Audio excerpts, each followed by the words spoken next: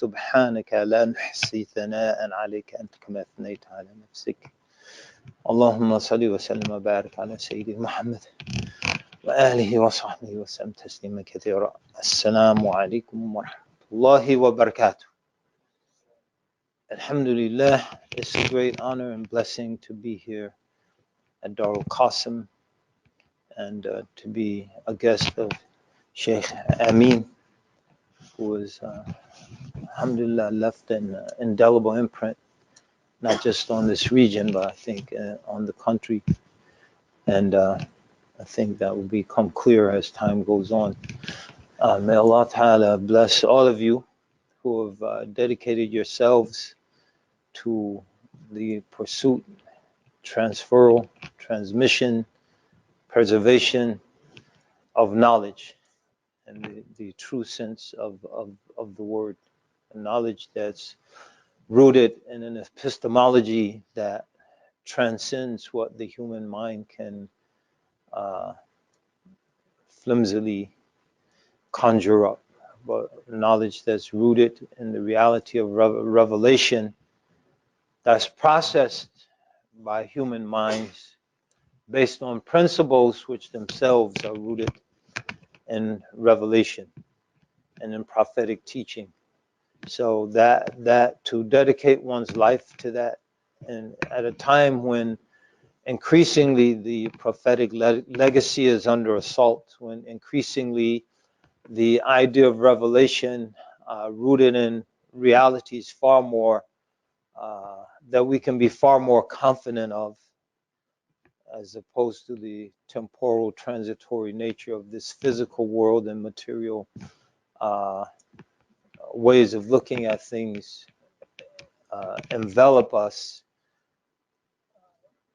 but they're deceptive and they delude and they deceive us into believing they're ultimately more real than anything else, and anything else that we can't empirically verify has no existence. And that gives birth to ways of deconstructing metaphysical reality and truths. So in the face of that onslaught and the hegemonic juggernaut that it breeds institutionally, to dedicate oneself to be able to see through that and to see the imperfections and to see the dead ends that it leads to, and seeing that, to dedicate one's life to true knowledge, and rather teaching, as some of you do, or studying, as others of you do, or both, as everyone does, or supporting, is an amazing thing. And there's a role for everyone. We could refer to the saying attributed to Imam Ali radiallahu anh, kun aliman aw muta'alliman aw mustami'an aw muhibban wa la takun al-khamis wa tahlik.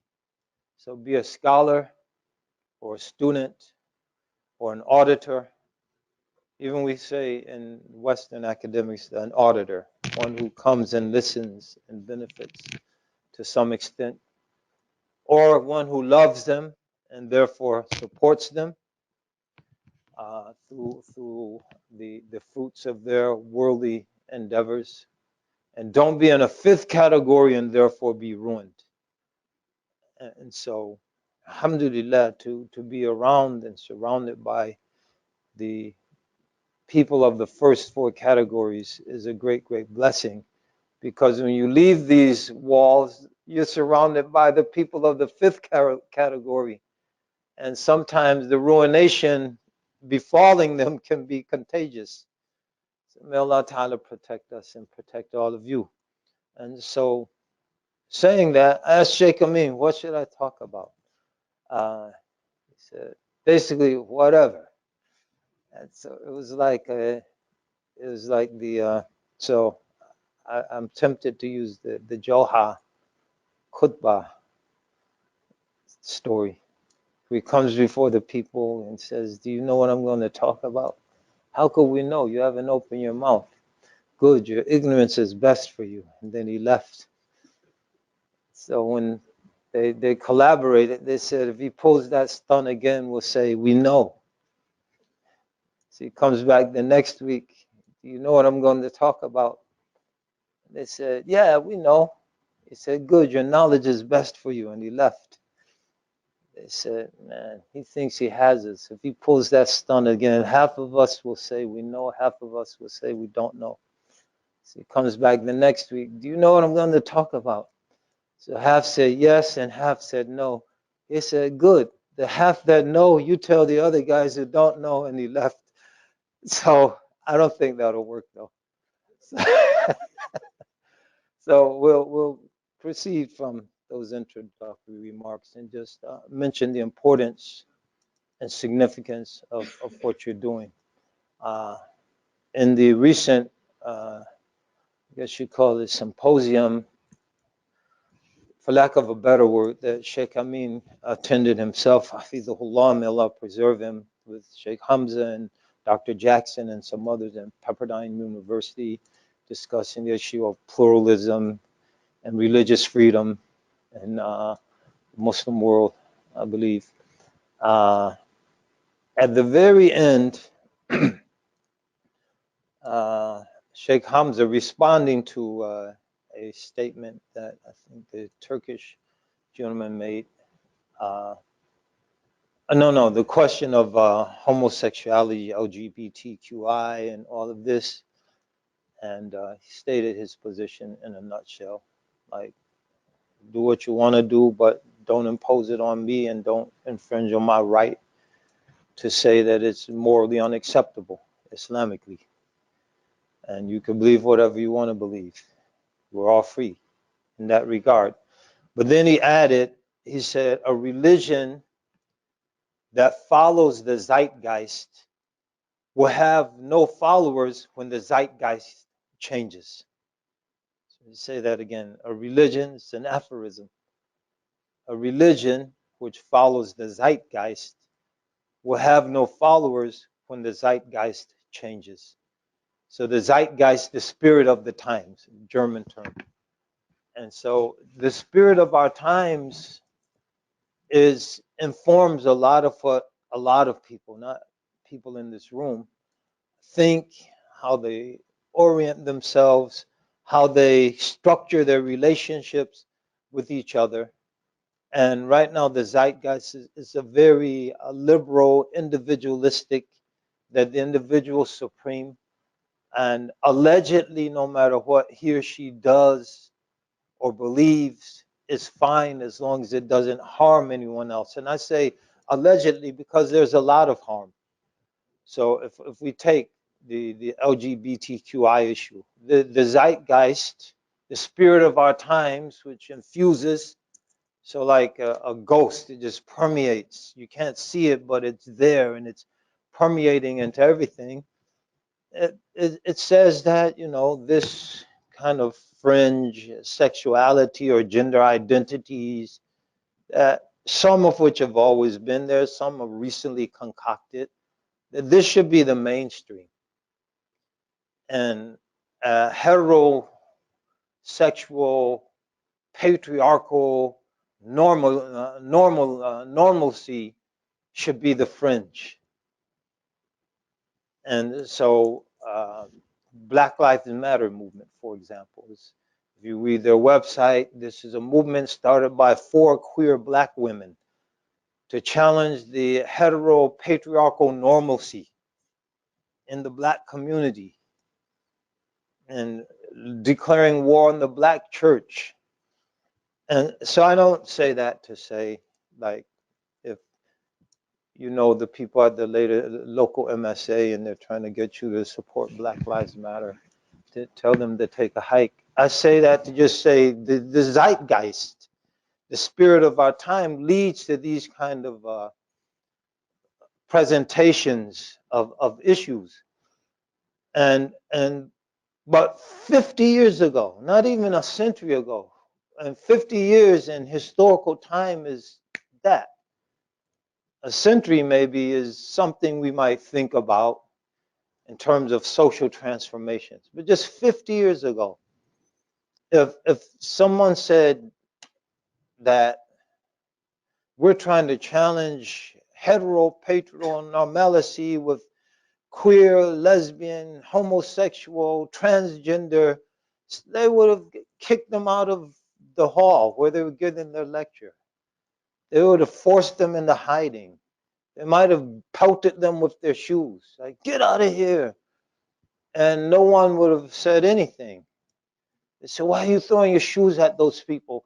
You know what they just said? Oh, I see. They take their shoes off and start throwing.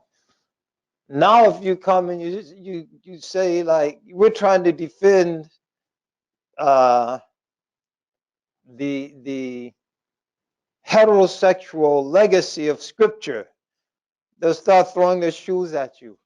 You bigot, you homophobic bigot. And so the zeitgeist changes. But maybe when they realize that the social devastation that results from some of these experiments, then they'll turn around. And 50 years from now, they'll be where they were at that point 100 years ago. But what would happen to a religion that follows these trends up and down, up and down? So, you know, we're patriarchal. They're not, those people aren't matriarchal. They hate matriarchy. So they don't try to replace it, patriarchy with matriarchy. They replace it with anarchy. But we rah-rah for this, rah-rah for that. We look like fools.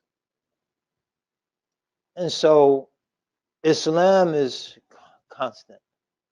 Islam has been here 1,400 years. Political regimes have come and gone. Social currents have come and gone. Various types of intellectual revolutions have occurred and waxed and waned, but Islam is still here. And at root to that stability is, as Muslims, we don't try to determine what's acceptable to human beings at a particular historical juncture. That's a consideration, but it's not the consideration. We try to determine what's pleasing to Allah subhanahu wa ta'ala and the Messenger of Allah sallallahu alaihi wasallam, and what's faithful to our intellectual tradition at a particular historical juncture. And that stability, as I said, what's pleasing to Allah. If we attach our hearts and our minds to the movements and the social arrangements and the cultural realities that emanate from our minds, then we're constantly changing, because every generation has a different outlook on things. If we attach our hearts to Allah subhanahu wa ta'ala and we try to follow that attachment intellectually with our minds, Allah ta'ala is unchanging reality. كان الله ولا شيء معه وهو الآن على ما عليه كان. Allah's unchanging reality. And one whose heart is attached to Allah, that heart has consistency. And one whose intellect is a function of their heart. So we don't say the locus of our mental activity is necessarily the brain. We root it in the heart first. The revelation, قُلْ مَنْ كَانَ عَدُوًّا لِجِبْرِيلَ فَإِنَّهُ نَزَّلَهُ عَلَى قَلْبِكَ بِإِذْنِ اللَّهِ. Then there's a consistency, because the root of how we see reality is attached to that which is consistent and unchanging, and not that which is exposed to the vicissitudes, the frivolities, the constant turmoil that the world and physical reality brings. So you're engaged in that process of encouraging the rooting, how we see reality and how we approach reality, and that which is timeless, consistent, and unchanging. And as I said, there's room for accommodating change, but that's an aspect of our engagement with the world and reality, and not the defining aspect. So what you're doing is keeping alive a particular way of seeing reality in the world. We were in Sheikh Amin's house, may Allah protect him, earlier, and we were looking at and discussing manuscripts in the rich Urdu poetic tradition and intellectual tradition, and what that language contains of just Islamic heritage, and how that's disappearing. And some of you who are Urdu speakers, your younger ones, you don't speak anything like your parents. Forget your grandparents. But if you have that foundation, at least you should delve deeply into this heritage as part of an effort to keep it alive in the world, and not allow the project that the British started to destroy it, to facilitate their reign by first controlling the minds and the hearts. And then once the minds and hearts are enslaved, it's easy to enslave the physical bodies of people. But if the minds and hearts are free, even if chains are on that person is free. And so just as part of keeping that historical legacy alive and the overall Arabic tradition, like we're looking at the Burda and some other poems Shaykh Amin, Hafizahullah, has in his library that were written in South Asia. And then Dr. Shukri could bring the same manuscripts written in a different script, because the Maghribi script is very beautiful. Our Moroccans are very decorative like that. But he could bring the same manuscripts in Arabic from Morocco. So that's what, 5,000 miles away? But Islam created this global culture. Ibn Battuta left from Morocco and eventually goes to China. He's a Qadi in the Maldives in India. People are so at home, he's marrying in these various places. What created that cultural common cultural bond? What created the intellectual climate that allowed him to be a judge in faraway places, and he's from a present-day Morocco? But he goes there, he becomes a judge. It was the gift of Islam. It was the gift of a standardized curriculum. It was the gift of a literary heritage that was embraced by Muslims throughout this entire realm. So eventually, on his way back, he stopped in Timbuktu. And the same thing, he noted the intellectual heritage, their attachment to the Quran is very strong in West Africa and Central Africa. One of the centers of Quran memorization is Darfur in Sudan, where they're having the problems and famine. People from Khartoum and Durman, they send their children there. They learn Qira'at in the desert and Darfur, writing on their wooden slates, as they do in Morocco or North Africa. It's so Arabic, the Quran has created this common culture. And now all of you are being brought into the family that this culture produced. This culture is the parents, and now we are all its children.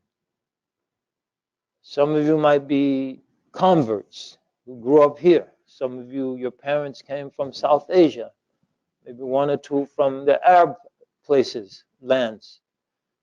But wherever your roots or origin, you're in the United States of America, being brought into this Arabic Islamic culture that has been consistent for the last 1,200 years. Or we could say 11 for sure, since its formulation after the turmoil of getting it all put in place. Once it's standardized, madahib, madahib fiqhiyya, madahib fikriyya, the intellectual schools, the juridical schools, the spiritual schools. Once they're formalized, consistently they go forward. And now they've reached you. And so you have this great, great gift that Allah has given to this ummah. The gift of knowledge rooted in revelation, and probably one of the most materialistic countries on earth. And you carry this gift forward to the next generations, either as teachers, as students, whom yourselves will one day be teachers, inshallah, as listeners whose hearts and minds are seasoned with it, even maybe not to the level of teachers, as supporters who spend their money and their influence to gain support for this spectacular institution, as brothers and as sisters. And so what you're doing is taking, to make a parable, you're taking the baton in this relay race, right? So relay race, each runner gets the baton and takes off. And you're taking that baton and you're putting it in the hands of those who will come after you. And the challenge is to not drop the baton. Because when you're in a relay race, what happens if one runner drops the baton? Does just that one runner lose? Everyone loses. Everyone loses. And so we have a responsibility to take that baton as we got it and to hand it off to those after, and inshallah they'll run strong and they'll run hard because we've trained them well. We've been good coaches for them. And so they're up to the challenge to take it and hand it to the next generation. So never belittle, never underestimate the significance of what you're doing in these halls. And thank Allah for your teachers, because La ilaha illallah, were it not for Allah's, the gift of Allah, the teachers who have come into our lives, they wouldn't have come into our lives. It's a great gift from Allah subhanahu wa ta'ala to have access to the human beings who are giving you this tremendous opportunity. And it's something that a lot of people don't have, but you have it. So cherish it, nurture it, hold on to it, work hard for it. بقدر الكد تكتسب المعالي فمن رام العلا سهر الليالي ومن رام العلا بغير كد أضاع العمر بطالب المحال. The extent of your exertion, you'll get the lofty, noble things in life. And one who desires those things, they spend sleepless nights. And one who desires those lofty and noble things without exertion, they squander their life chasing the impossible. So work hard for it. Thank Allah for that He's made us from the people of knowledge. رضينا كسمة الرحمن فينا لنا العلم وللأعداء مال فأما المال فيفنى عن قريب وأما العلم فيبقى لا يزال. We're pleased with the division the All-Merciful has made for us. We have knowledge and our enemies have wealth. As for wealth, it passes away soon enough. As for knowledge, it remains. It never goes.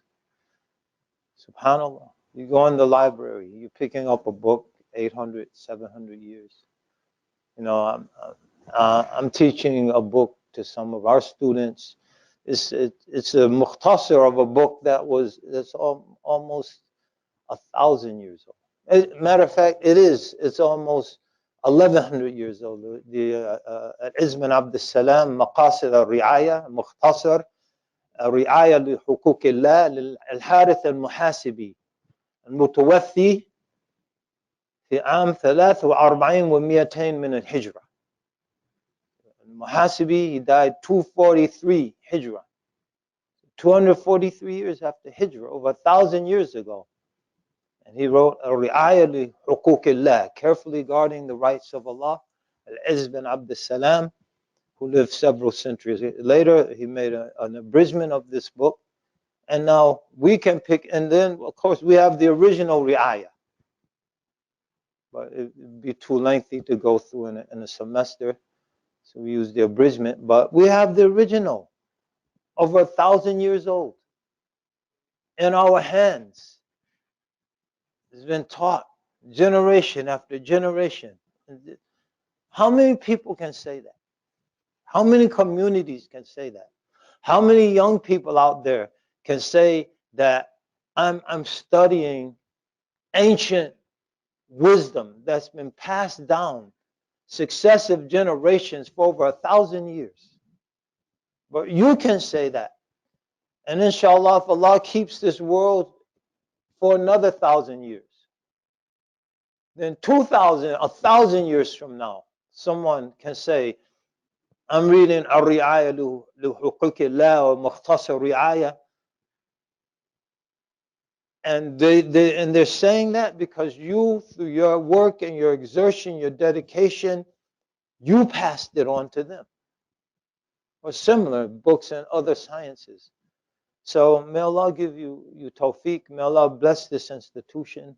It's a wonderful institution, and it's a beautiful institution, and it's a landmark. When you drive, this is not some small hole in the wall storefront operation. It's a landmark, and may Allah bless it to grow and to prosper. May Allah bless all of the objectives that the organizers have in terms of renovation and the goals of that renovation in terms of how the space is to be used. May all of those objectives be achieved, and may Allah Ta'ala be glorified through everything that you do, everything that you envision, every sacrifice that you make. The teachers are sacrificing, students are sacrificing, the donors and supporters and administrators are all sacrificing for the sake of Allah. And if the niyyah, the intention stays for the sake of Allah, you will continue to grow, bi'idhnillah, and you will continue to prosper. And you will continue to have an influence that goes far, far, far beyond the walls of this institution. So may Allah bless you, and may Allah reward you all for what you're doing. And it's a great, great honor to be here in your presence. And Jazakumullah khairan for your sacrifices and efforts. Walhamdulillah. Assalamu alaikum, Shaykh. Wa alaikum assalam. Jazakallah khair for your words of encouragement. They mean a tremendous amount to all of us here.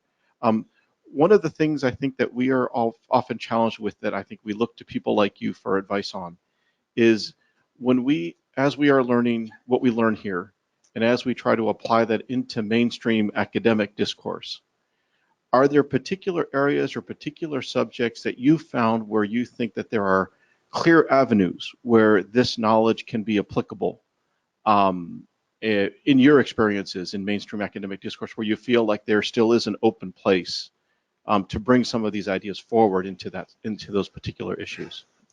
I think in every realm, in every realm, because, and I think this is something, whether you agree with everything that he advocates, I think this is something that Dr. Zaid Hussein Nasser has been able to do in academia, is to bring a traditional approach to things and to challenge the reigning paradigm.